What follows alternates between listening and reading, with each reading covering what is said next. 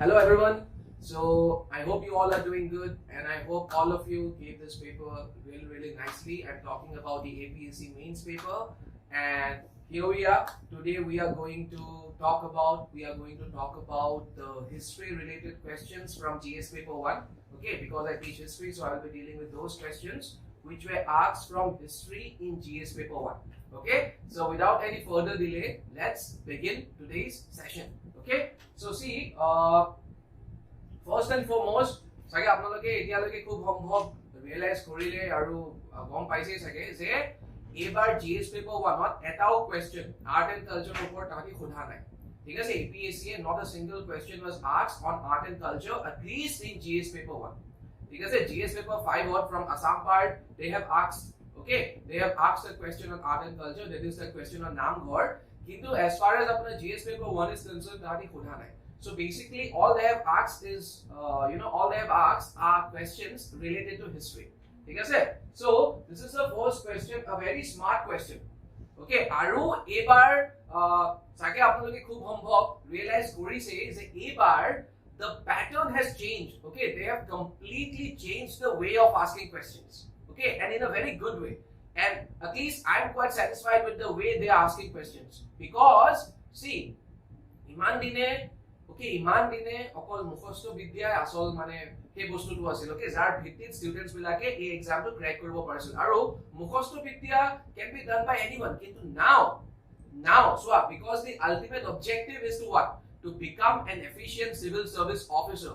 আৰু এজন civil service officer যোনবিলাক গুণ, সেইবিলাক গুণ যাতে আপুনি ঠিক আছে এক্সামটো লিখোতে ইউজ কৰিব পাৰে, APSc is making sure of that. এই কাৰণে তাহাঁতি they have started asking, okay, they have started asking questions differently. Eta kotha monot rakhibo, apunar osor gyan khini ase, they are not asking anything very different. They are asking questions based on the knowledge which you already have, but in the examination hall you need to do what? You need to apply that knowledge. So basically ami kobo paru, they have started focusing a lot on knowledge application. Okay, let's take the example of this question. So how do the principles of Buddhism inspire ecological mindfulness to address the loss of biodiversity? 10 marks. See how beautifully they have connected. Okay, how beautifully they have made a connection between the teachings of Buddhism and, let's say, to cut a long story short, environment protection. Okay, how beautifully they have connected, and how to approach this particular question. First of all, tumalage eta introduction dila about Buddhism. We all know, I mean, each of us has an idea about Buddhism and about the teachings of Buddha as well. So I will come to the second part, but before coming to the second part, tumaloke introduction of Buddhism dila, tare tumaloke kola thik ase a little bit about Buddhism, tar pisot tumaloke ahijwa about try to form this relationship, jump to the main matter. So you also have to keep in mind the word limit. Since this is a 10-mark question, so the word limit obviously is 150 words. Aru, trust me on this, 150 words is not a big deal at all. Likhar matra ke hekh hoi jabo if you know how to write. Even 250 words for that matter. It is not a big deal at all. It's all about how you approach a particular question.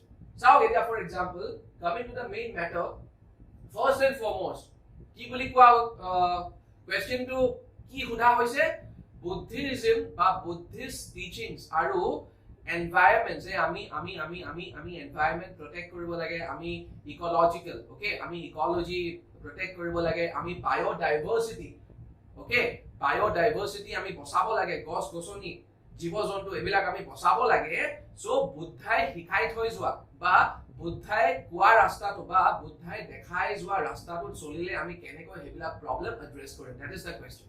So first আমি জানো, so a concept of cattle wealth in Buddhism. Buddha ki koisile, Lord Buddha was against the idea of cattle sacrifices.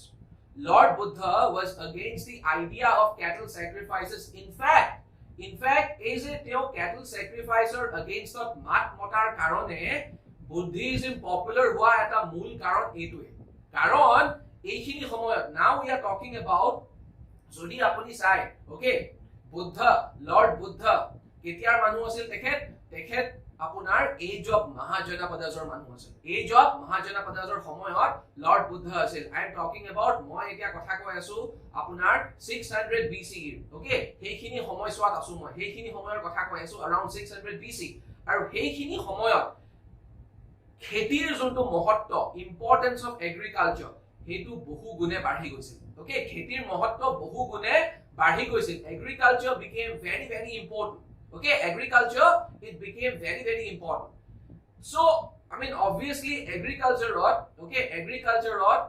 gorur use hoy okay people use cattle ba specifically kobo gole people use cows in agriculture jihetu kheti koribole hole okay gorur proyojon hoy so aru মই কি কলো as of মহাজনাপদাজৰ সময়ত মানুহ বিলাকে খুব বেছিকৈ খেতি কৰিব লৈছিল সো অবভিয়াসলি তাহাতি এইটো কথা ভাল নাপাব যে গৰু বিলাকক ধৰ্মৰ নামত হত্যা কৰা হয় এই বস্তুটো অবভিয়াসলি তাহাতি ভাল নাপাব কাৰণ খেতিয়কসকলৰ কাৰণে তাহাতক যেহেতু গৰু লাগে আৰু যদি গৰুৱে না থাকে তাহাতি খেতি কেনেকৈ কৰিব Are you guys getting me আৰু হিফালৰ পৰা বুদ্ধাই কি কৈ আছে যে we should preserve cattle তাৰ ফলত কি হল তাৰ ফলত বুদ্ধিজম ধৰ্মটো at least খেতিয়ক সকলৰ মাজত অতিকৈ জনপ্ৰিয় হৈ পৰে ওকে অতিকৈ জনপ্ৰিয় হৈ পৰে ঠিক আছে আমি হে বস্তুটো ইয়াত লিখিব নালাগে আমি কি লিখিব লাগিব এই যে বুদ্ধাই concept of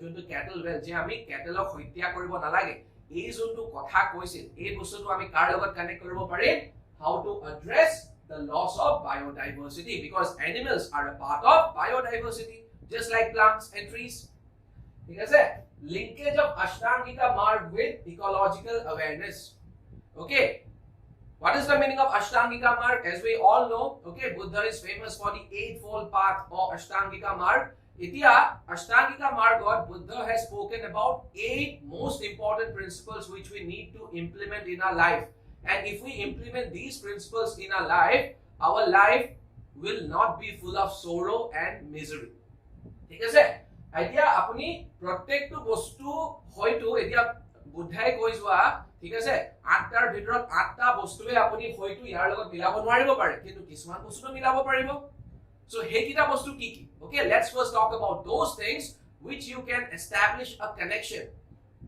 with biodiversity with the question which is being asked how can you form a relation between these two things see for example buddha spoke in favor of the right to education okay buddha spoke in favor of right to education ami jano hetu kotha thik ase right action I'm so sorry okay buddha spoke in favor of what right action aru sao the question is what address the loss of biodiversity so ami dhuniya ke milabo paru karma thik ase so we should focus on right action we should not focus on those actions which would result in environmental ami ki kobo paru degradation similarly we can also include right effort buddha koisil ami right effort dibo lage okay ami right effort dibo lage amar procesta bilak okay amar procesta bilak ba chesta bilak ki hobo lage shuddha hobo lage aru tumar right hobo lage ঠিক আছে so এই বস্তুটো যদি তুমি environment প্ৰটেকশনৰ লগত মিলাব খোজা we can obviously establish a connection our efforts should be in the right direction not in the direction which is detrimental to mankind something like that are you guys getting me tar pisot ahok right mindfulness okay right mindfulness mane ki you are being aware of what is going around you apunar akhe pakhe ki hoy ase ki ghotona bilak ghoti ase you have to be aware এই বস্তুটো আপুনি কেনেকে মিলাব চাও এতিয়া if you are aware the entire world is talking about global warming okay global warming has become a very very hot topic okay Paris climate change ko apni humai dibo pare so jodi even after knowing the dangers of global warming even after realizing the dangers of global warming yourself tetiao jodi apuni ei kotha to bujibo pora nai je prokriti amar karone kiman important then aru ami ketiao bujibo noarim so right mindfulness mane ki okay ami je gos gosuni kato tar folot ki hoise ultimately it has led to a rise in global warming okay so right mindfulness we have to be aware tar pisot right intention amar intention bilaku আমাৰ intention বিলাকো আমাৰ উদ্দেশ্য বিলাকো ভাল হ'ব লাগিব ঠিক আছে এবিলাকো উত্তম হ'ব লাগিব তেতিয়াহে আমাৰ জীৱনটোৰ পৰা দুখ ঠিক আছে দুখে কক বা মিজৰি সৰো এবিলাক বস্তু আঁতৰি থাকিব তাৰ পিছত বুদ্ধাই এটা মিডল পাথৰ কথা কৈছিল ওকে বুদ্ধিজম এনেকুৱা এটা ধৰ্ম it avoided extremism okay extremism মানে কি খুব বেছি ঠিক আছে খুব বেছি ভাল বা খুব বেছি বেয়া okay দুয়োটা আপোনাৰ এক্সাম্পল হয় এক্সট্ৰিমিজমৰ কিন্তু Buddha never endorsed what Buddha never endorsed extremism বৰঞ্চ Buddhaই he spoke about middle path okay in a layman's word middle path মানে কি balanced approach okay balanced approach in a layman's word middle path means what balanced approach so আমি ইয়াৰ পৰা এটো কব পাৰোনে can this middle path be associated can this middle path be associated with something like sustainable development mane ki je we need to strike a balance we need to strike a balance at the crux of sustainable development is the realization is the deep realization that we need to strike a balance between what development and nature ঠিক আছে so এনেকে আপোনালোকে এই question to approach কৰিব লাগিব and I hope most of you have tackled this question exactly in this manner ঠিক আছে let's proceed to the next question discuss the role of the Assam Pradeshik Mahila Samiti in women empowerment in the state highlighting the contributions made by Chandra Prabha Saikiani 10 marks okay I've spoken about her at length in the class okay in some of my classes I've spoken about her contributions at length I remember and I hope most of you have got this question right ठीक है so this question as you can see is of 10 marks see Assam Pradeshik Mahila Samiti what is the connection of this Assam Pradeshik Mahila Samiti with Chandra Prabha Saikiani because she was the founder of this samiti okay she founded this samiti in 1926 she founded this samiti in 1926 okay 1926 was the year in which this committee was founded or basically so if you study about Chandra Prabha Saikiani you will come to know that so she was not just a freedom fighter she was not just a freedom fighter and a poet she was also a social reformer and all her life she fought for the rights of women all her life she fought for the emancipation of women all her life okay you will get examples kelo apnaloke bahut udahoron pabo তেওঁৰ যদি আপুনি জীৱনটো পঢ়ে আপোনালোকে যদি জীৱনটো পঢ়ে এনেকুৱা বহুত উদাহৰণ পাব যোনবিলাক উদাহৰণে স্পষ্ট কৰি পেলাই এটা কথা যে তেওঁ নিজৰ জীৱনটো মহিলাসকলৰ সবলীকৰণৰ কাৰণে ডিভোট কৰিছে ঠিক আছে সো আপোনালোকে যদি চাই ঠিক আছে মেইন হাইলাইটস বিলাক কি হ'ব Chandra Prabha Saikiani as a social reformer and like I say she fought for what women emancipation and women rights ठीक है especially she was very vocal about what she protested bad against child marriage okay she was totally against the idea of child marriage then she was also totally against she raised her voice against what against the ban which was imposed on the restriction of women in certain temples of Assam okay কিছুমান মঠ মন্দিৰত অসমৰ কিছুমান মঠ মন্দিৰত এসময়ত মহিলাসকলক entry দিয়া নাছিল তাৰ এগেইনষ্টটো Chandra Prabha Saikianiয়ে মাত মতা আমি দেখিবলৈ পাওঁ বৰুণজী ঠিক আছে so she was also against the idea of imposition of ban on certain places of worship on women আৰু বহুতে এটো কয় okay scholars বিলাকে বা আমি এটো দেখিব পাওঁ যে it was only because of her efforts that এনেকুৱা এটা ধাৰণা বা আমি হিষ্ট্ৰীত আমি দেখিবলৈ পাওঁ যে এসময়ত যোনটো হাজোৰ ফেমাস হয়গ্ৰীব মাধৱ মন্দিৰ তাতো এসময়ত মহিলাসকলক সোমাব দিয়া নাছিল okay একেবাৰে যোনটো স্যাংক্টাম স্যাংক্টোৰামলে যাব দিয়া হোৱা নাছিল so it was only because of her efforts that ban was lifted okay that ban which was imposed on that temple it was lifted from the temple So আপোনালোকে ভাবি চাওক তেওঁৰ ইনফ্লুয়েন্স টু কিমান ডিপ বা তেওঁৰ সাকে প্ৰভাৱটো কিমান deep আৰু তেওঁ কেনেকুৱা এটা গুৰুত্বপূৰ্ণ ভূমিকা এটা তেওঁ মানে ধৰক প্লে কৰিছিল আমাৰ অসমীয়া জাতীয় জীৱনত ঠিক আছে then she also spoke against polygamy okay multiple marriages she spoke vociferously against polygamy then she was also dead against any kind of discrimination she spoke against all kinds of discrimination that the women of Assam had to face at that point in time okay she spoke against all kinds of discrimination আপোনালোকক আৰু এটা সৰু কথা কওঁ হৰু নহয় in fact okay হৰু নহয় in fact বিৰাট ডাঙৰ কথা আজিও সোসাইটিয়ে তেনেকুৱা কথা একসেপ্ট কৰিব পাৰে আজিও আমি ইমান ম্যাচিউৰ হোৱা নাই but at that point in time okay her parents wanted to marry her off to a person who was quite older than her ঠিক আছে তেওঁৰ parents তেওঁৰ মাক দেউতাকে তেওঁ এনেকুৱা এজন পুৰুষলৈ বিয়া দিব খুজিছিল যাৰ বয়স তেওঁতকৈ বহুত বেছি she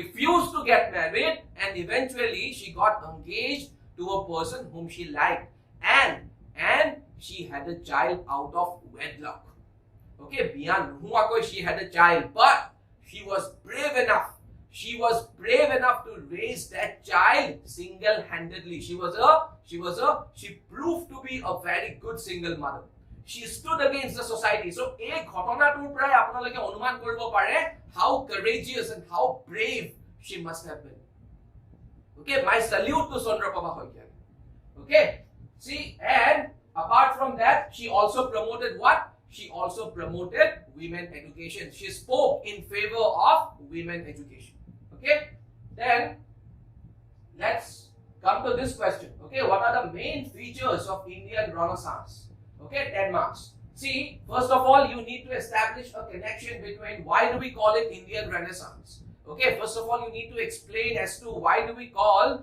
this particular development as Indian Renaissance or what is this word Renaissance or Renaissance okay what is this word actually and where did it originate চাওক আমি সকলোৱে জানো এই শব্দটোৰ উৎপন্ন কত হৈছিল বুলি আমি কওঁ এই শব্দটো ওলাই আহিছিল ইউৰোপ ওকে ইউৰোপ মহাদেশৰ পৰা স্পেশালি ইটালী আৰু লিটাৰেল মিনিং কি হয় পুনৰ জাগৰণ বা ৰিবাৰ্থ ওকে সো যেনেকে ইজিপ্টত হেখিনি সময়ত আমি এটা পুনৰ জাগৰণ দেখিবলৈ পাইছিল ৰিবাৰ্থ মানে কি মডাৰ্ন আইডিয়া সাইন্টিফিক আউটলুক ঠিক তেনেকুৱা এটা পৰিস্থিতি okay a similar situation was seen where a similar situation was seen in India আমি ভাৰতত ঠিক তেনেকুৱা এটা পৰিস্থিতি দেখিবলৈ পাইছিলো কেতিয়া in the 19th century আৰু সেই period খিনিক বা সেই সময়ছোৱাক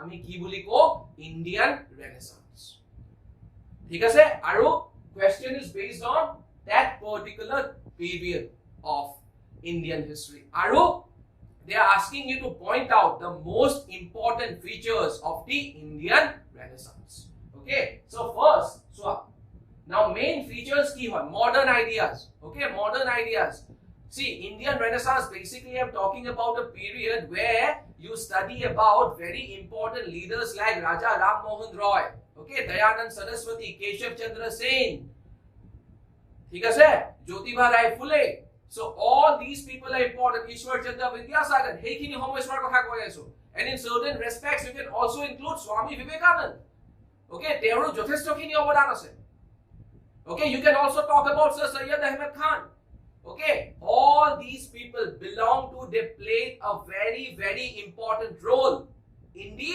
19th century India okay in the 19th century India আৰু যদি আপোনালোকে এই গুটেইখিনি মানুহক যদি এনালাইজ কৰে এই গুটেইখিনি মানুহৰ মাজত আপোনালোকে কিছুমান বস্তু কমন পাব যেনেকৈ ফৰ এক্সাম্পল ইয়াত মেনশন হৈ থকা আটাইকেইটা বস্তু কমন হৈ নাথাকিব পাৰে ঠিক আছে কিন্তু কিছুমান বস্তু কমন পাব যেনেকৈ modern ideas they were not narrow minded people they were broad minded people pick any one of the personalities I have mentioned just now all of them were broad minded kunu ejon manu thek monor nasil okay of all the people I have mentioned right now not a single person was key. Not a single person was narrow-minded. All of them spoke about what? All of them spoke about an inclusive society. All of them spoke about an inclusive society. So, the very first important feature would be what? Modern ideas. Okay, modern ideas. Western education. Okay, Western education is something. For example, Raja Ram Mohan Roy. He was what? He was Western educated. He was a gem of a person. He was a very intelligent person. And after receiving education in the West, when he came back to India, he wanted to do something for the country. That does not make him an anti-national. He was not an anti-national. So, he was aware, and all the social reformers of this time, they were aware about the problems which were plaguing India. ঠিক আছে, আপুনি আপোনাৰ জীৱনটো তেতিয়াই ভালৰ ফলে লৈ যাব পাৰিব যেতিয়া আপুনি আপোনাৰ কমজোৰি বিলাক accept কৰিব, যেতিয়া আপুনি মানিব যে এইখিনি এৰিয়াজ মোৰ কি হয়, মোৰ উইকনেছ হয়, এইখিনি এৰিয়াজত মই ইমান ভালকে পাৰফৰ্ম কৰিব পৰা নাই, সো মই এইখিনি জায়গাত বেছি জোৰ দিব লাগিব, হয় না নহয়? সো ঠিক তেনেকে the greatness of all these personalities lies in the fact that they were ready to accept the flaws of the Indian society. Indian bharatiya samajot hekhini samayot junbilak কিছুমান কি আছিল, কিছুমান ভুল বস্তু আছিল বা কিছুমান ধৰক কিছুমান নহব লগা কাম হৈ আছিল, সেইখিনি চিনাক্ত বা সেইখিনি একচেপ্ট কৰাটোৱে ডাঙৰ কথা। এই সকল মানুহে সেইখিনি একচেপ্ট কৰিছিল and they started working towards elimination of all those bad practices. ঠিক আছে, সেই কাৰণে তাহাঁতকো সেলিউট দিব লাগে এই সকল মানুহ, কাৰণ এখন সমাজ পৰিৱৰ্তন কৰা, ওকে, এখন সমাজ পৰিৱৰ্তন কৰা, জাস্ট আপোনালোকে ৰিয়েলাইজ কৰকচোন, যদি আপুনি যদি যায় ৰাস্তালৈ ওলাই যায়, যদি কিছুমান কথা কয় যোনবিলাক কথা ধৰক সোসাইটিখনে একচেপ্ট ধৰক কৰিব নোৱাৰা, যদি আপুনি এটা কথা কৈ দিয়ে, আপোনাৰ দফাটো কি হ'ব, জাস্ট আপুনি ভাবি চাওকচোন। আপুনি লাগিলে শুদ্ধ কথাটোৱে কৈছে, কিন্তু society is not ready to accept your views, ভাবকচোন তাৰ পিছত আপোনাৰ লগত সমাজখনে কি কৰিব। কিন্তু এই সকল মানুহে they did not care about that, তাহাঁতি কৈ থাকিলে, ঠিক আছে। So Western education, social reform, as we all know, this spoke against what? Sati, widow remarriage. Okay, Sati, we owe a lot to Raja Ram Mohan Roy, and as far as widow remarriage is concerned, we owe a lot to Ishwar Chandra Vidyasagar. And as we all know, okay, Sati was abolished in around 1828, and as we all know, Widow Remarriage Act was passed in 1856. Okay, religious reform. Okay, if I talk about religious reform, I have to talk about Dayanand Saraswati. Dayanand Saraswati, he gave his famous slogan, that is what? Back to the Vedas. Back to the Vedas means what? Vedas or ji likha ase. Okay, Vedas or ji likha ase, ami hebila follow koribo lage. So what he meant was the religion had got corrupted over time, so we need to purge, we need to purify the religion. So let's go back to the Vedas. Okay, such a strong statement, and we all know with that intention in view, tekhete ki established korile Arya Samaj, which became very, very popular and continues to have relevance even today. Arya Samaj continues to have relevance even today. So, and also you can talk about Swami Vivekananda, who gave Hinduism a new lease of life. Tekhete Chicago le goy. Okay, tekhete Chicago le goy. He spoke at length about the greatest virtues of Hinduism. When he began his speech, he began his speech with these lines. My dear brothers and sisters of America, as soon as he delivered these lines, he got a standing ovation which lasted for quite a few minutes. Never ever in the history of that conference any speaker had received such a standing ovation. ठीक है? See, analyze the role of foreigners who made India their homeland in the Indian freedom movement. 10 marks. This again was a very smart question. So you have to begin with what? You have to begin with, for example, one of the most important contributions. So foreigners, what is the foreigners? Okay, most of you I've spoken to a lot of candidates who wrote this examination this year, and there were many such candidates ji hokole olop bhul korise. Okay, kenka dhonor bhul. Okay, for example, tahati Henry, tahati Young Bengal movement or okay, jonton main manu asil. Tekhetoko foreigner hisabe gonyo korise. Tekhet Anglo-Indian. Okay, ako kisman students say ki Madam Bhikaji Kama ko foreigner ko dise. How can we do that? That's ridiculous. Madam Bhikaji Kama was an Indian. Okay, she was known as what? She was known as ki. She played a very important role. She became the first Indian to raise Indian national flag in a foreign country, Stuttgart in Germany. So, and she was very much an Indian, just like you and me. So, but Annie Besant was not an Indian. Annie Besant was not an Indian, as we all know. Tekhet Korbra Ahisle, Tekhet Ireland Nobra Ahisle. Our Jihetu in Ireland, the concept of ki home rule was very, very famous. Home rule mane ki? Home rule means Swaraj. Okay, Swaraj, Junkhini Bharatiyo khiniye dhorok Swadeshi movement or samoyot ba partition of Bengal movement or samoyot je Bharatiyo andolonkari hokole Swaraj demand korisil. A home rule aru Swarajor meaning eketai. Any person a home rule shobdo to kihor karone use korisil karon she came from Ireland, and Swaraj in Ireland was known as ki home rule. As simple as that. So she began demanding home rule or Swaraj for Indians. Through what? Through home rule movement. She started home rule movement along with, as we all know, Bal Gangadhar Tilak, and home rule movement became very, very famous. A home rule movement or homoiswade ki korisil janene? She visited a lot many Indian villages. Gawe bhuwe tekhete jatra korisil, travel korisil, aru jatra korar pisot, travel korar pisot, okay, he gao bilakot tekhete ki korisil? She also established many small libraries ba apnaloke hebilakok reading rooms buliu kobo pare. Why? So that people of those villages jate hekhini gaor manu bilake jate he reading rooms bilakot thoka kitab potro bilak porhi tahati jate gom pai what is the meaning of Swaraj ba home rule. Sao tahati demand kora belek kotha, manhu bilakeo gom pabo lagibo, jar karone any person Bal Gangadhar Tilak hone fight kori ase tahatiও buji pabo lagibo je amak lage ki. Thik ase? So it was very, very important for people like Annie Besant to make the people aware about the meanings of words like Swaraj and home rule. So with that intention, she began to establish libraries out. And Ami Hokolwe Babu je Mahatma Gandhi was the first leader to take the mass movement to rural India. But that is not right. Okay, in certain ways it is right, but in certain ways it is incorrect. Karon Mahatma Gandhi kebosor manor agote. Okay, by that time Mahatma Gandhi had come to India, no doubt about that. 1915 or like Mahatma Gandhi had come to India, but he was yet to play a major role in Indian freedom movement. Okay, Mahatma Gandhi was yet to play a major role. So Annie Besant became the first leader. I mean, Indian leader kobo nowaru because she was a foreigner. Kintu jodi apuni kormo hisabe sabole jay. Okay, jodi kormoye jodi apuni Indian hoy ne nohoy jodi hetu decide kora hoy, khub sombhob Annie Besant apunar aru motkoi sage besi Indian hol hoy.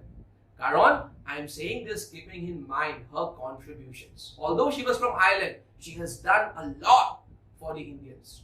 ठीक है sir? और तार पिसोड देखें और आर्वेला contribution की 1898 और she helped in the establishment.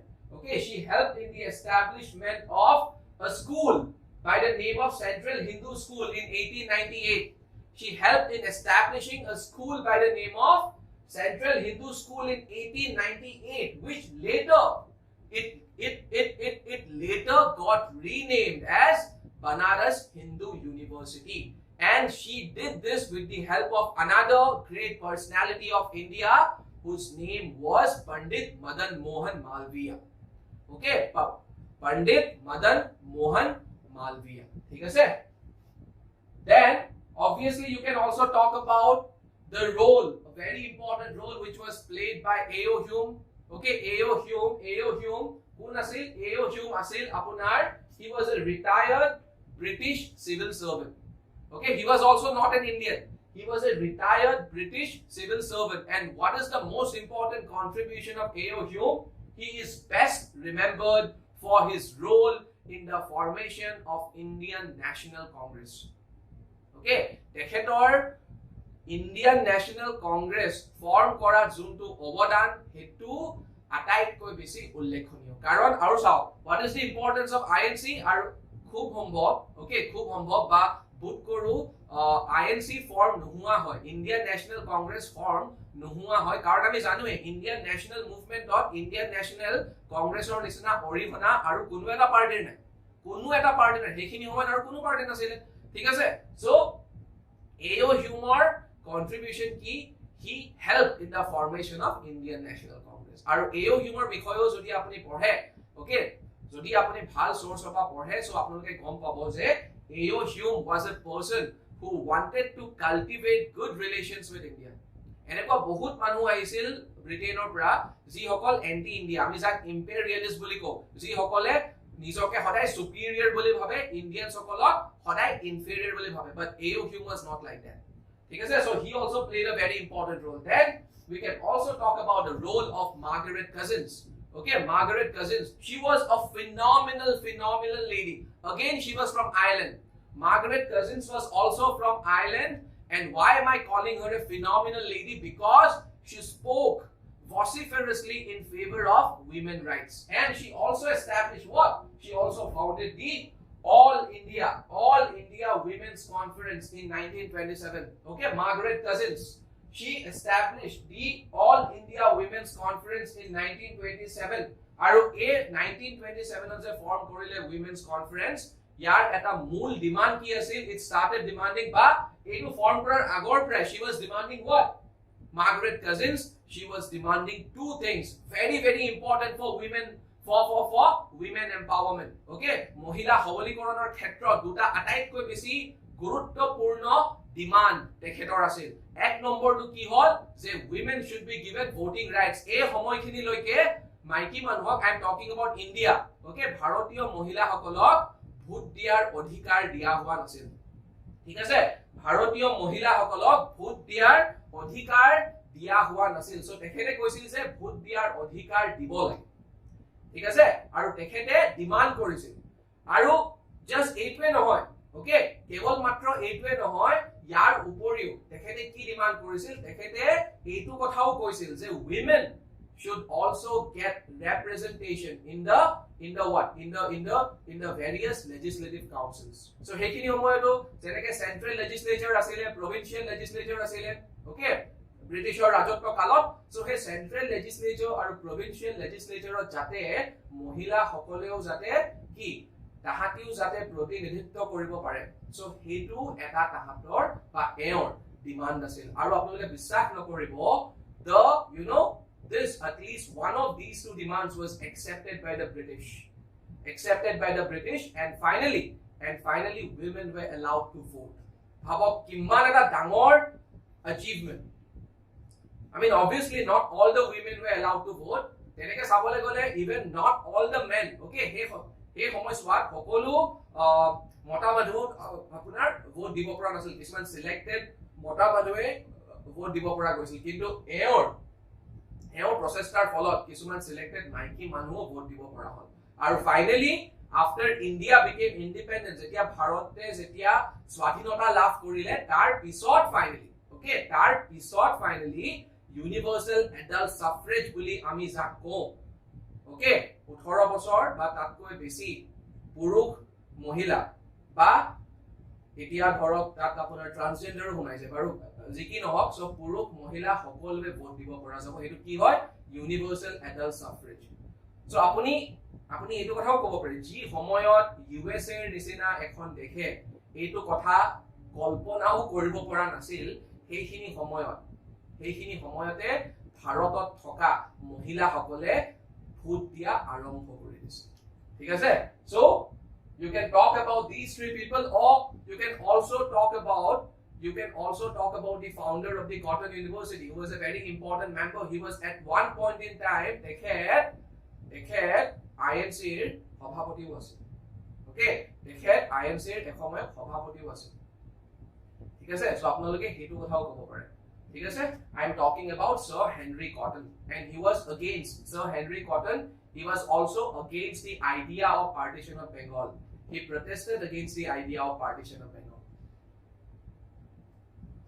so he point out the problems in using official sources while writing the history of peasants okay jetia ami khetiyokolor history likhu aru he history likhiboloi lote jetia ami sarkari tothyo use koru so he sarkari tothyo homu use korute ami ki ki problems ঠিক আছে বা আমি কি অসুবিধাৰ সন্মুখীন হ'ব পাৰো হেতু প্ৰশ্ন ঠিক আছে so I hope see now suddenly why we are talking about the history of peasants I mean all of a sudden jar kotha ami dhorok etu shrenir kotha ba apunar ki boli koi jak ami english of oppressed section boli ko ba marginalized class boli ko suddenly all of a sudden আপোনালোকে এটা কথা ভাবিছে নে all of a sudden APSC এ তেওঁলোকৰ ওপৰত question কিয় কৰি দিছে মানে তেওঁলোকৰ not just about not even a question on peasant movement suddenly APSC এ তেওঁলোকৰ history লিখোতে আমি কেনেকুৱা ধৰণৰ সমস্যাৰ সন্মুখীন হ'ব পাৰো তাৰ ওপৰত কিয় তেওঁলোকে কৰিছে ভাবি চাইছে নে কাৰণ now history approach বিলাক অলপ change হৈছে history approach bilak olop change hoise a new emerging trend in history is something which we call what which we call history from below ba subaltern history now what is the meaning of history from below or subaltern history from below ba subaltern history meaning a to hall je agote ami basically গুৰুত্ব কাক দিছিলু ৰজা মহাৰাজা ঠিক আছে ৰজায়ে কেগুৰাকে ৰাণীক বিয়া কৰিলে okay কি kingdom conquer কৰিলে ঠিক আছে কোনখন ৰাজ্য তেখেতে পৰাস্ত কৰিলে তেখেতৰ সাম্ৰাজ্য কিমান বিশাল আছিল সো এইবিলাক বস্তুত আমি বেছি গুৰুত্ব দিছিলু ঠিক আছে কিন্তু এতিয়া আমি কাক গুৰুত্ব দিবলৈ আৰম্ভ কৰিছো তলত থকা তলৰ শ্ৰেণীৰ মানুহবিলাকক আমি গুৰুত্ব দিয়া আৰম্ভ কৰিছো আমি জানিবলৈ আৰম্ভ কৰিছো যে এই সময়ত এই সকল মানুহ কি ধৰণৰ পৰিস্থিতিত আছিল এই সময়ত এই সকল মানুহে কেনেকুৱা সমস্যাৰ সন্মুখীন হ'ব লগা হৈছিল ঠিক আছে এই কাৰণে this new emerging trend in history is known as what so the name itself makes it very clear history from below বা যাক কোৱা হয় subaltern history so hey karone this becomes very important etia now let's talk about the problems so kenekwa dhoroner problems bilak ami face koribo paru first and foremost underestimation aru peasants boli kole just apnaloke etu na bhabibo je just british ruler kotha hai apnaloke khali likhibo pare apnaloke ancient india r pra dhori medieval india r kothao likhibo pare aru modern india r kothao likhibo pare thik ase প্ৰত্যেকটো ফেজতে আমি এটা বস্তু দেখিবলৈ পাও no one talks much about peasants karon no one was interested until this new approach became important mane no one was really interested in talking about the peasants at length hoytu dhorok tahator bikhoye reference or kotha kobo pare jeneke Kautilya koise jodi ejon rojai projar hitot kaam nokore tente it will lead to what it will lead to jan prakop এনেকুৱা হৰুহুৰা কথা কৈছে বাৰু নাই কোৱা বুলি মই নকও কিন্তু কোনেও তাহাতৰ বিষয়ে মানে ধৰক অধিক অধ্যয়ন কৰিব নিবিচাৰিছিল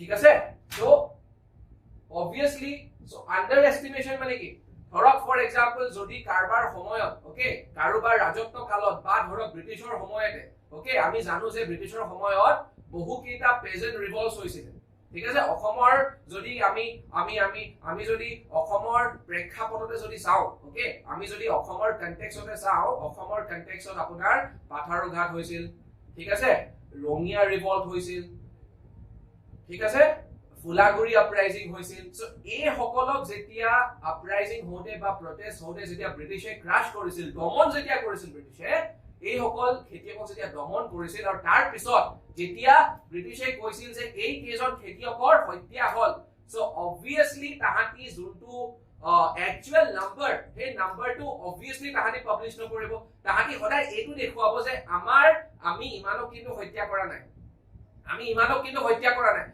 thik tenekwa eta hoisil Jallianwala Bagh massacre tahati etu kotha ketiao sposto bhabe nokole okay official estimates aru ami junkhini estimate koru ei duta estimation or mazot akak patalor parthokyo I am talking about Jallianwala Bagh massacre tahator mote bahut kom manu hednakhon tahati guliai hotya korisil kintu amar mote according to local sources he tahator number tutke bahu beshi adhik manu teuluke hednakhon general dyer instruction ba general dyer hotya korisil thik ase next bias account obviously tahati bias hobo obviously sao eta history eta birat dangor সমস্যা আছে okay সমস্যাটো কি জানে নে বা সমস্যাটো আগতে বেছি কৈ আছিল আজিকালি বৰ বহুত খিনি পৰিমাণে কমিছে এই সমস্যাটো হল হিষ্ট্ৰী সদায় সেইখিনি মানুহে লিখে জোন বা যাৰ হাতত পাৱাৰ থাকে আপোনালোকে কেতিয়াবা শুনিছে নে যে হিষ্ট্ৰী লিখিবলৈ সুবিধা বা অপৰচুনিটি কাক দিয়া হল অপ্ৰেছ ক্লাसेसক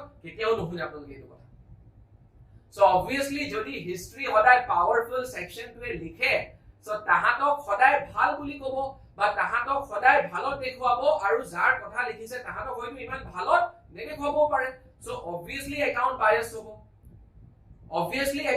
হ'ব ধৰক for example Aurangzebor rulot আমি কেবাটাও peasant revoltsৰ কথা আমি শুনিবলৈ পাওঁ Jat revolt and all that Aurangzebor সময়ত কিন্তু Aurangzebor যোনজন মানুহে okay ধৰক for example Aurangzebor জীৱনীৰ ওপৰত বহুত এখন কিতাপ আছে যেনেকৈ আলমগীৰ নামা আৰু আছে okay যাৰ ভিত্তিত we can reconstruct the history of Aurangzeb কিন্তু হেবিলাক Aurangzebor মানুহে তেওঁৰ বিষয়ে লিখিছে so obviously তেওঁলোকৰ নিজৰ ৰজাক বা তেওঁলোকৰ নিজৰ ৰজাৰ বিষয়ে ইমান বেয়া কৈ কেনেকৈ কব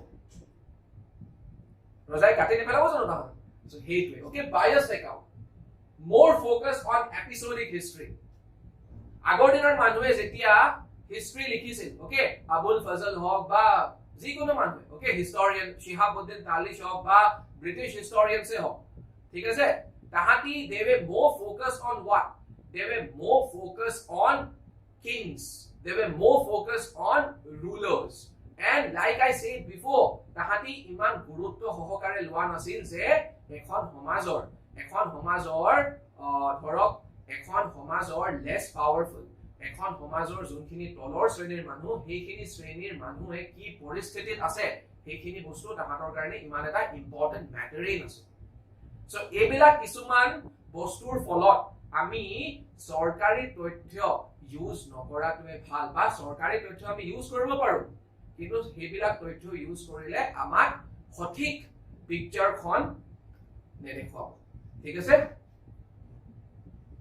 analyze the contributions of Sardar Vallabhbhai Patel in strengthening the Indian nation state 15 marks see আমি সকলোৱে জানো we all know about Sardar Vallabhbhai Patel so first of all আপোনালোকে introduction দিব লাগিব now মই এনেকুৱা students পাইছো কিছুমান যোনে Sardar Vallabhbhai Patel or a question to they have also written about the role played by Sardar Vallabhbhai Patel in Bardoli Satyagraha বুলি এটা ঘটনা হৈ গৈছে ঠিক আছে আমাৰ ইণ্ডিয়ান ন্যাশনাল মুভমেন্টৰ পাৰ্ট হয় সেই ঘটনাটোৰ এই কোৱেশ্চনটোৰ লগত ৰেলেভেন্স অলপ কম নো ডাউট ওকে Bardoli Satyagrahৰ সময়ত he played a very important role এই কোৱেশ্চনটো যেহেতু তেওঁলোকে ইয়াত উল্লেখ কৰিছে চাও strengthening the Indian nation state okay nation state বুলি উল্লেখ কৰা হৈছে মেনশন কৰা হৈছে so আপোনালোকে কোনটো বস্তুৰ ওপৰত বেছি ফোকাস কৰিব লাগিব you will have to focus on integration of princely states with India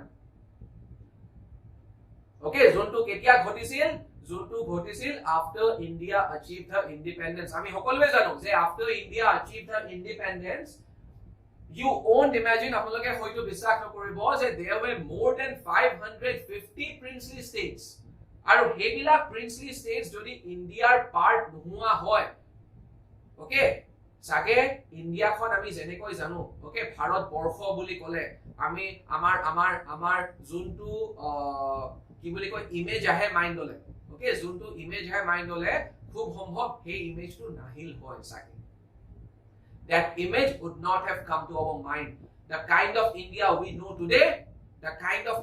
know today most probably if this thing would not have happened if princely states had not become a part of India, then this image we would never had. Okay, then this image, in all likelihood, then we probably would never have had this image of India. So thanks to Sardar Vallabhbhai Patel. So Sardar Vallabhbhai Patel is যেতিয়া দেখিলে যে এখনটো India হৈ থকা না, India is largely divided. অকল British Province কেখন লয় আমি India form কেনেকৈ কৰিম? এখন আমাৰ যোনটো সপোন, আমাৰ এখন বৃহৎ এখন শক্তিশালী দেশ গঢ়াৰ সপোন, আমি সেইখন দেশ আমি কেনেকৈ গঢ়িম? So that is when the responsibility was given to Sardar Vallabhbhai Patel. আৰু এইটো অকল Sardar Vallabhbhai Patelৰে সপোন নাছিল. It was the dream of all the important national leaders বা nationalistic leaders আমি যাক কওঁ. কিন্তু দায়িত্বটো কাক দিয়া হৈছিল? Sardar Vallabhbhai Patel. Our Sardar Vallabhbhai Patel turned out to be very, very successful. Okay, he delivered and he delivered excellently. ঠিক আছে?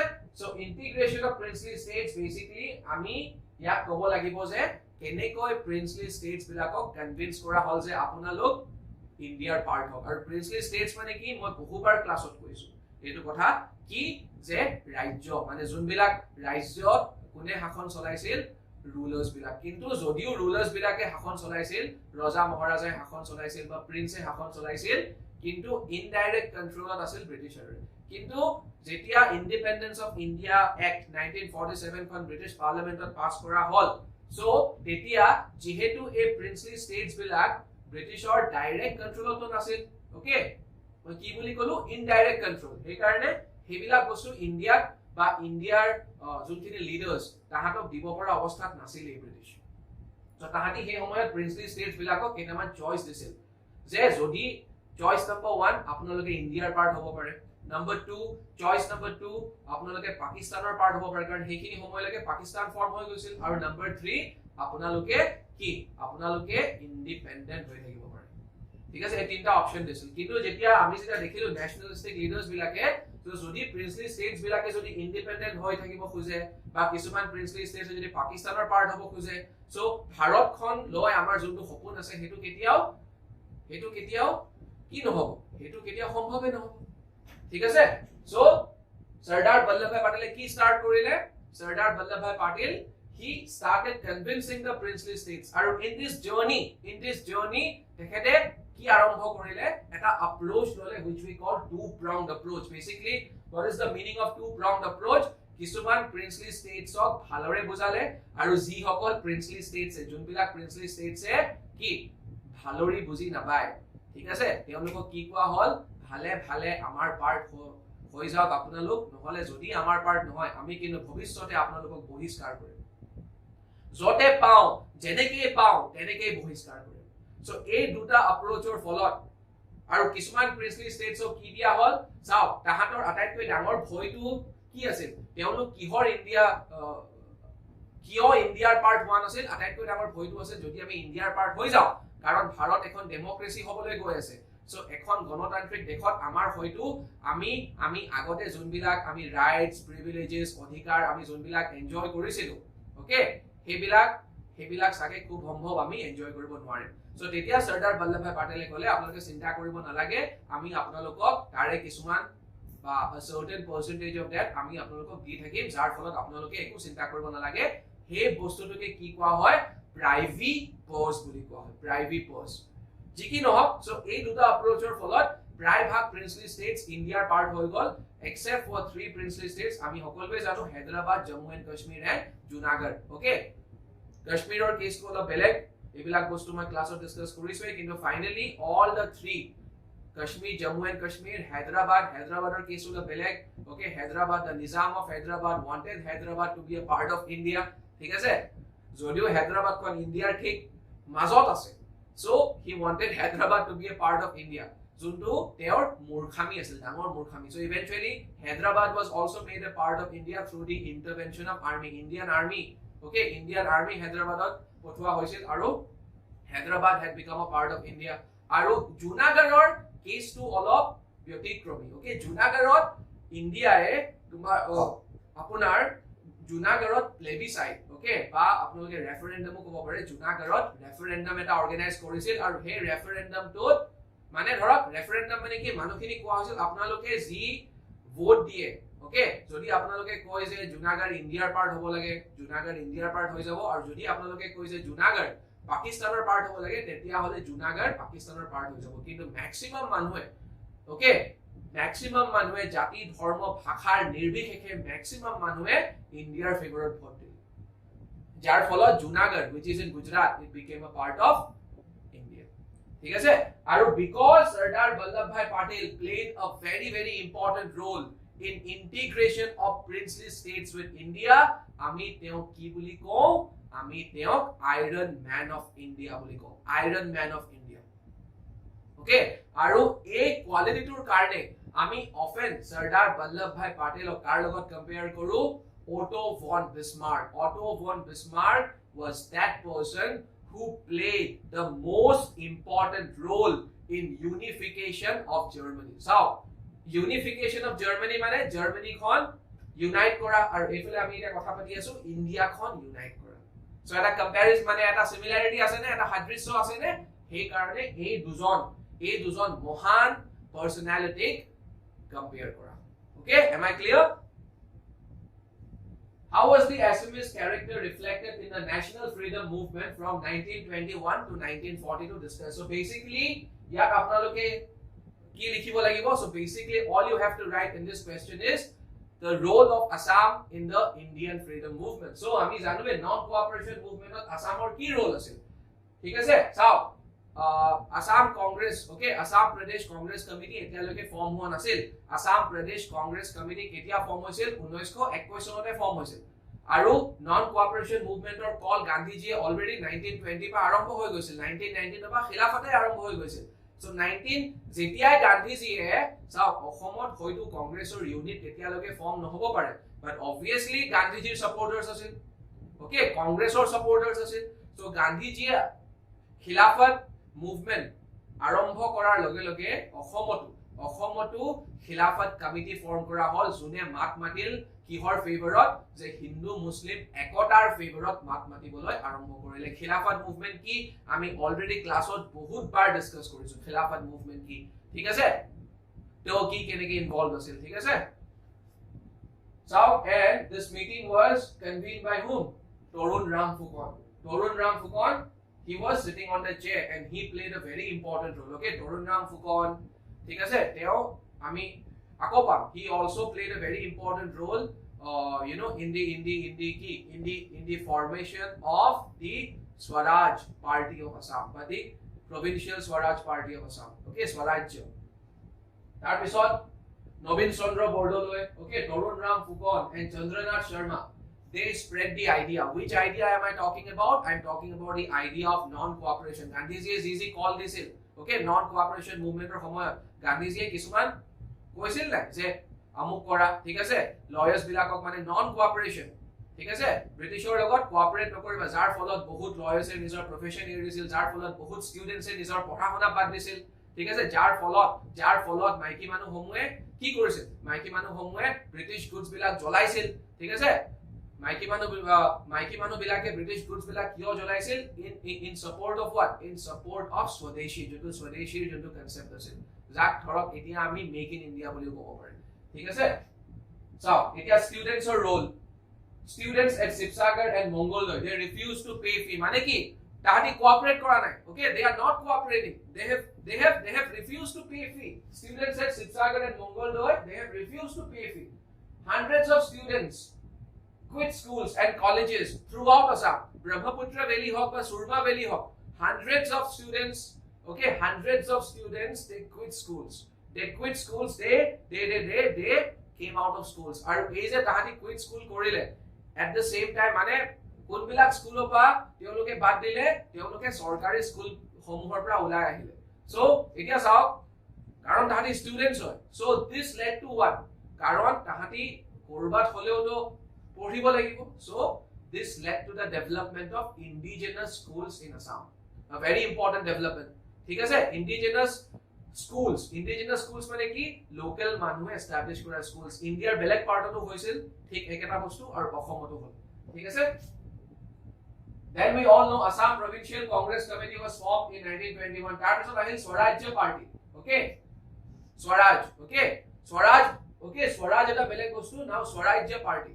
ঠিক আছে, Swarajya party আপোনাৰ তেতিয়া ফৰ্ম হৈছিল ইণ্ডিয়াৰ কনটেক্সটত যেতিয়া কি হৈছিল no changes, okay, no changes and what, no changes and pro changes. So no changes and pro changes er মাজত যেতিয়া এটা ক্ল্যাশ হৈছিল, so at last কংগ্ৰেছে কি ডিসাইড কৰিলে যে কংগ্ৰেছৰ ভিতৰতে আমি এটা স্বৰাজ্য পাৰ্টি এটা ফৰ্ম কৰিম। ওকে, স্বৰাজ্য পাৰ্টি এটা ফৰ্ম কৰিম আৰু সেই স্বৰাজ্য পাৰ্টিটোৱে ইলেকশন খেলিব পাৰিব। ওকে, কি ইলেকশন? ব্ৰিটিছে কণ্ডাক্ট কৰা ইলেকশনস। সো কিন্তু হে স্বৰাজ্য পাৰ্টিটো কংগ্ৰেছৰ বাহিৰত নাথাকে। ওকে, কংগ্ৰেছৰে পাৰ্ট হ'ব। ওকে, কংগ্ৰেছৰে পাৰ্ট হ'ব। ঠিক আছে, so the Assam branch of it was formed in 1921 with T.R. Fucon as its president. তাৰ পিছত আৰম্ভ হৈ গল সিভিল ডিসঅবিডিয়েন্স মুভমেন্ট। আমি জানো 1930 পা আৰম্ভ হৈ গল সিভিল ডিসঅবিডিয়েন্স মুভমেন্ট। ঠিক আছে, গান্ধীজিয়ে মহাত্মা গান্ধীজিয়ে কি বুলি কয় লৰ্ড ওবিনক কেটামান ডিমান্ডস দিছিল আৰু সেই ডিমান্ডস কিটা ফুলফিল যেতিয়া নহলে, ঠিক আছে, সেই ডিমান্ড কিটা ফুলফিল নোহোৱাৰ ফলত তেখেতে স্টাৰ্ট কৰিলে ইণ্ডিয়ান ন্যাশনাল কংগ্ৰেছে তেখেতক কলে যে আপুনি আৰম্ভ কৰক আৰু তেখেতে আৰম্ভ কৰি দিলে সিভিল ডিসঅবিডিয়েন্স মুভমেন্ট। সো সেইখিনি সময়ছোৱাত কি হৈছিল, কাৰণ এটা ডিমান্ড কি আছিল যোনটো তোমাৰ নাকচ কৰিছিল লৰ্ড অৰবিনে যে সল্ট লজ। ওকে, এই সময়ত নাগৰিকক বা জেনাৰেল মানুহক নিমখ, ওকে, নিমখ বেচিবলৈ অধিকাৰ দিয়া হোৱা নাছিল। যদিও সল্ট ইজ ইজিলি অ্যাভেলেবল, বাট হেতু অকল কাৰ মনোপলি আছিল, অকল ব্ৰিটিছ সকলে।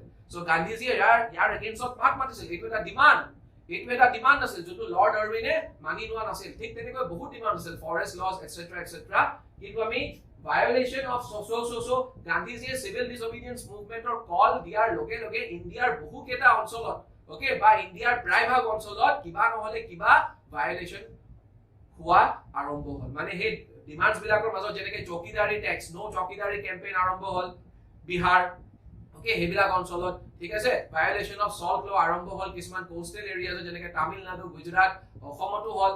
ঠিক তেনেকৈ ফৰেষ্ট লজ তোমাৰ সেন্ট্ৰেল ইণ্ডিয়াত হৈ গল। Okay, violation of forest laws. অসমত কি হৈছিল, violation of salt law regulations of march to Noakhali লৈকে। Okay, Noakhali which today is in where, Noakhali today is in Bangladesh.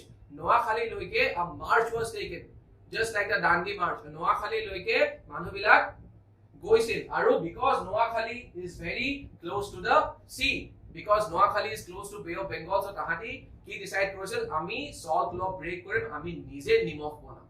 Okay, in a very indigenous way. Then এইখিনি সময়ছোৱাতে Cunningham circular issue কৰা হৈছিল। Okay, who was Cunningham? Cunningham যাৰ নাম J.A. Cunningham. Okay, J.A. Cunningham, he was director of public instruction of Assam. Director of public instruction of Assam কানিংহামে বা J.A. কানিংহামে এখন সাৰ্কুলাৰ issue কৰিছিল আৰু এই সাৰ্কুলাৰখনৰ মতে, কাৰণ চাওক এইখিনি সময়লৈকে there were thousands of students of Assam who were participating in the civil disobedience movement. Students bilake ho students e apnar bhag loa arambho kori disil, which had become a cause of concern for the Britishers.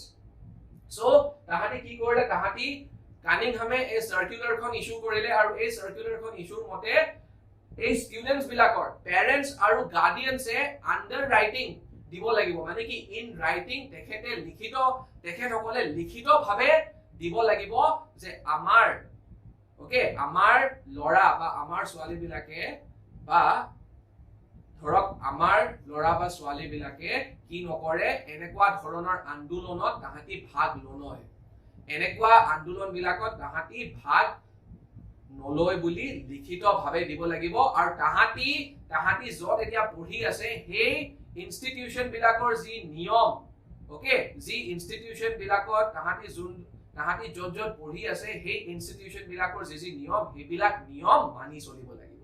আৰু এই সাৰ্কুলাৰখনৰ এগেইনষ্টত অসমত এই civil disobedience মুভমেন্টৰ সময়ছোৱাতে এটা wide spread protest আৰম্ভ হৈছিল, এটা wide spread protest আৰম্ভ হোৱা আমি দেখা পাওঁ। হেতুকে কি কোৱা হয়, the revolt or the protest against the Cunningham circular, very very important.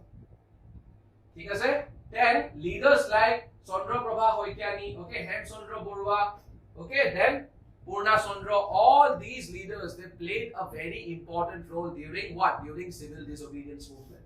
Tar pisot ahok Quit India movement. So Quit India movement eta bostu apnaloke hoday monot hobo, aru moi agoteo koisu bohubar classot ba mor YouTube live sessions on. Okay, ebilak sob bostu discuss kora hoise amar YouTube live sessions on. CSAP apnaloke ei channel tot golei pabo CSAP IS Academy YouTube on. Okay, Quit India, as far as Quit India movement is concerned, apnaloke eta kotha monot hobo lagibo je Quit India civil disobedience ba non cooperation or nisina nohoy olop prithok. Okay, kihor karone Quit India olop prithok karon Quit India right from the very beginning ekebare arambhonir porai Quit India movement to hinkhatmok hoy poril hinkhatmok aru hinkhatmok hoar karon to ki karon hol je ataikhini congressor junkhini senior leaders asil. Okay, gutekhini senior leaders of British একেবাৰতে arrest কৰি লৈ গল in one clean sweep. তাহাঁতি movement to আৰম্ভ কৰিবই নাপালে, just তাহাঁতি announce কৰিছিল যে আমুক দিনাখনৰ পৰা 9 আগষ্টৰ পৰা আমি আৰম্ভ কৰিম আৰু 9 আগষ্টৰ ৰাতিপুৱাতে আটাইখিনিক একেলগে arrest কৰা হ'ল। যাৰ ফলত কি হ'ল, যাৰ ফলত যেহেতু এই নৱ প্ৰজন্মক কোনো গাইড কৰা মানুহ নাছিল, যাৰ ফলত কি হ'ল এই মুভমেন্টটো একেবাৰে আৰম্ভণিৰ পৰাই ভাইলেন্ট হৈ গল। ঠিক আছে, সো অসমতো কোনো ব্যতিক্ৰমী নহয়। সো যেহেতু তোমাৰ অল ওভাৰ ইন্ডিয়াতে অলপ এটা ভাইলেন্ট এংগেল লৈ লৈছিল, সো অসমতো ঠিক তেনেকুৱা ধৰণৰ এটা এংগেল লৈ ল'লে। সো চাও অসমত চাও সত্ৰাধিকাৰেও সাপোৰ্ট কৰিছে। সত্ৰাধিকাৰ of the Garamur Satra, Satradhikar of the Garamur Satra participated and gave his support, and আপোনালোকে এটো জানি থক যে তেখেতক সেইখিনি সময়ত আৰেষ্ট কৰা হৈছিল। চাও সত্ৰাধিকাৰ, even he was dead against the British. Kanaklata বৰুৱাৰ বিষয়ে আমি সকলোৱে জানো। ওকে, বীৰাংগনা, an 18-year-old girl, মাত্ৰ 18 বছৰ। ওকে, মাত্ৰ 18 বছৰ বয়সতে কনকলতাই যোনটো সাহসিকতাৰ যোনটো নিদৰ্শন দাঙি ধৰিলে সেইটো সঁচাকৈ হলাক ল'বলগীয়া। ঠিক আছে, তেওঁ কি কৰিলে, তেওঁ হাতত ভাৰতীয় পতাকা লৈ সেই পতাকাখন কত হইষ্ট কৰিব গল বা কত তেখেতে হইষ্ট কৰিব গল এটা পুলিচ ষ্টেচনৰ সন্মুখত, আৰু সেই পতাকাখন উত্তোলন কৰিবলৈ যাওঁতে তেখেতক খুব নিৰ্মমভাৱে, ওকে, খুব নিৰ্মমভাৱে তেখেতক হত্যা কৰা হ'ল। ঠিক আছে, কুশল কোঁৱৰ, ওকে, কুশল কোঁৱৰ সৰু পথাৰৰ। ঠিক আছে, he was executed, তেওঁকো হত্যা কৰা হৈছিল, কুশল কোঁৱৰকো হত্যা কৰা হৈছিল কিহৰ কাৰণে? He was executed in 1943 for alleged implication in the Horupothar train derailment case. এটা কেস হৈছিল হৰুপথাৰত ট্ৰেইন এখন ডিৰেইল মানে ট্ৰেকৰ পৰা আঁতৰাই দিয়া হৈছিল। ঠিক আছে, সো তেওঁ সেই কেসটোত তেওঁ এক্সিকিউট কৰা হ'ল। আৰু এটা কুইট ইণ্ডিয়া মুভমেন্টৰ খুব গুৰুত্বপূৰ্ণ ফিচাৰ কি আছিল জানেনে আপোনালোকে? আন্ডাৰগ্ৰাউণ্ড মুভমেন্ট হবলৈ ধৰিছিল। মানে what is the meaning of underground movement? চাও, এই যে হিংসাত্মক এটা শেপ লৈছিল বুলি মই কলো, এই শেপটো লোৱাৰ ফলত ব্ৰিটিছ যিসকল পুলিচ অফিচাৰ্স আছিল, সেই পুলিচ অফিচাৰ্স বিলাকে যাকে তাকে এৰেষ্ট কৰি দিছিল। ওকে, যাকে তাকে, তাহাঁতি ইনভলভ থাকক নাথাকক। সো সেইখিনি সময়ত এটা মানে বিৰাট ভয় লগা পৰিস্থিতি এটাৰ সৃষ্টি হৈ গৈছিল, আৰু যাৰ ফলত এতিয়া চাওক এফালে ব্ৰিটিছ অফিচাৰ্স বিলাকে বা পুলিচে এৰেষ্ট কৰি আছে, আৰু আনফালে এট দ্য সেম টাইম এই মুভমেন্টটোকো বচাই ৰাখিব লাগিব। সো সেই কাৰণে বহুত এনেকুৱা লিডাৰ্স বিলাকে কি কৰিলে, তেওঁলোকে মানে ধৰক আন্ডাৰগ্ৰাউণ্ড গুচি গল, মানে তেওঁলোকে পাব্লিকৰ পৰা মানুহৰ মাজত থকা অলপ বন্ধ কৰি দিলে, বা তেওঁলোক লুকাই লুকাই কিছুমান কাম আৰম্ভ কৰিব ললে। সো এই যোনটো আন্ডাৰগ্ৰাউণ্ড movement, okay, underground movement is also a very important part of Quit India movement. Jodi ami India's context of go, jeneke for example Aruna Asaf Ali, Usha Mehta, okay, Sucheta Kripalani. So ei hokolu bilak manue eta birat important role play korisil, aru apnaloke বিশ্বাস নকৰিব এওঁলোকৰ ভিতৰত কেবাজনো এনেকুৱা মহিলা আছিল যিসকল গুৱাহাটীলৈকে আহিছিল, গুৱাহাটীলৈকে to get the support of people here, to get the support, আৰু গুৱাহাটীটো সেইখিনি সময়ত বা অসমতো সেইখিনি সময়ত বহুত মানুহ জড়িত হৈ আছিল এই আন্ডাৰগ্ৰাউণ্ড মুভমেন্টৰ লগত। জাস্ট আপোনালোকে ইমাজিন কৰক যে নেটৱৰ্ক কিমান ওয়াইড আছিল, কিমান বহল নেটৱৰ্ক আছিল, ভাবক আপোনালোকে ইমাজিন কৰক। ঠিক আছে সো চাও আন্ডাৰগ্ৰাউণ্ড আমি যদি অসমৰ কিছুমান লিডাৰ্ছৰ যদি আমি নাম লব লগা হয় তেন্তে আমি কাৰ কথা ক'ব লাগিব আমি ক'বই লাগিব মহেন্দ্ৰনাথ হাজৰিকাৰ কথা ঠিক আছে মহেন্দ্ৰনাথ হাজৰিকাৰ কথা ক'ব লাগিব আৰু লক্ষ্মী প্ৰসাদ গোস্বামীৰ কথা আমি ক'বই লাগিব এওঁলোক আন্ডাৰগ্ৰাউণ্ড লিডাৰ্ছ আছিল আৰু এওঁলোকে কি কৰিছিল মানুহক এনকাৰেজ কৰিছিল to take up arms against the British so মই আপোনালোকক কৈছিলো নহয় a movement to a right from the very beginning at a violent turn লৈ লৈছিল so চাও এওঁলোকেও এনকাৰেজ কৰিছে মানুহক to take arms against the British ঠিক আছে see discuss briefly the influence of Brahmo movement on the Assamese society in the 19th century 150 words ঠিক আছে চাও এটো actually 250 words হ'ব লাগে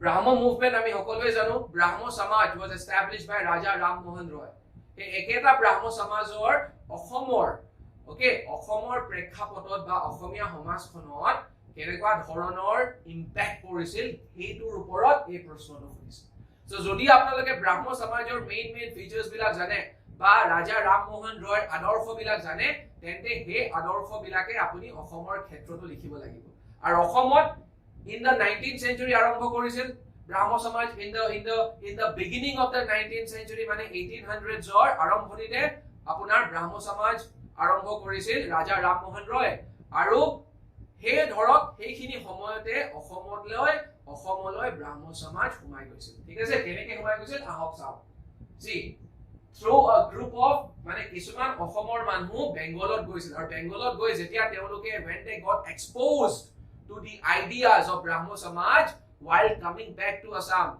they brought those ideas to Assam ঠিক আছে so that is how they got influence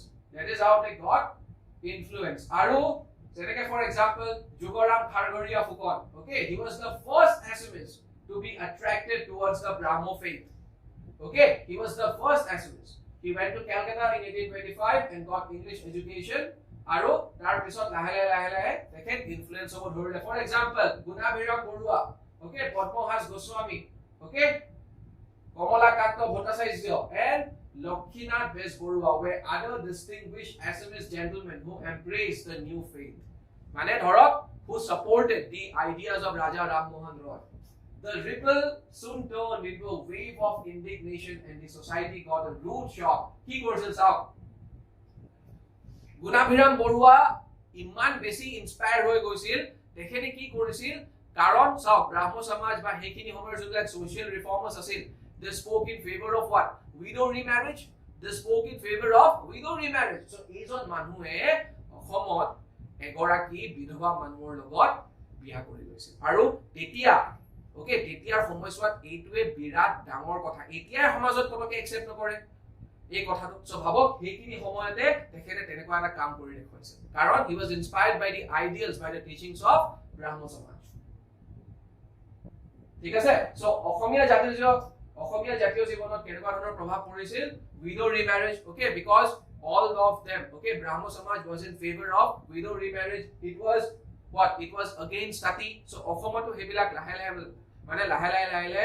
অসমো inspire কেনে ধৰণে হল it got inspired because people began talking about the rights of women these people began talking about the rights of women about the emancipation of women okay they started promoting women empowerment that is a very important influence which Brahmo Samaj had on the Assamese society and obviously liberalism it made the Assamese society broad minded so Assamese society was already broad minded thanks to Mahapurush Srimata Honkardev ঠিক আছে তেওঁৰ সমান influence obviously কাৰো হ'ব নোৱাৰে কিন্তু এতিয়া আমি যেহেতু প্ৰশ্ন এটা পাইছো about the Brahmo Samaj so because Brahmo Samaj এটা broad minded আছিল okay Raja Ram Mohan Roy teachings বিলাকো broad আছিল so আপোনালোকে হেবিলাক বস্তু ইয়াতো একেখিনি বস্তুৱে সোমাব লাগিব ঠিক আছে চাও তাপা ৰেকৰ্ডছ আমাক এই পৰ্যন্ত কয় historical records that earliest Brahmo Samaj temples মানে Brahmo Samaj Coke Arya Samaj Coke okay এওঁলোকৰো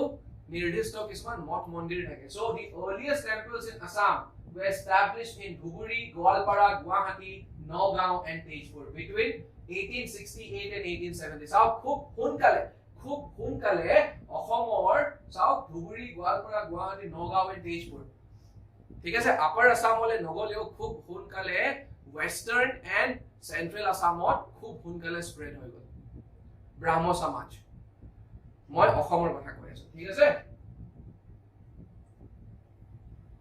So this brings me to the end of this discussion. I hope each one of you was benefited from this discussion. Kiba kotha thakile you can always get in touch with me. Okay, my number is 8402999736. Okay, this is my personal number and you can also contact our office. Apnaloke amar website to visit koribo pare csap.co.in. You can visit our website csap.co.in or apnaloke amar QR code to scan koribo pare. Okay, QR code to scan korile apnaloke amar ataikhini details pai jabo aru we are going to start our GS foundation batch very soon aru apnaloke eta kotha moi guarantee dibo paru je all our faculty members here we give our utmost dedication and all we think of is your success aru ami mone prane apnalokor success bisaru aru he safolata he success to jate apnaloke pai ami we work very dedicatedly we put our heart and soul into it and we make sure you guys succeed so jodi apnalok if you guys are interested all you have to do is please get in touch with us and we will make sure okay we will try our level best to turn you guys into successful civil service officers okay thank you so much we will see you again very soon okay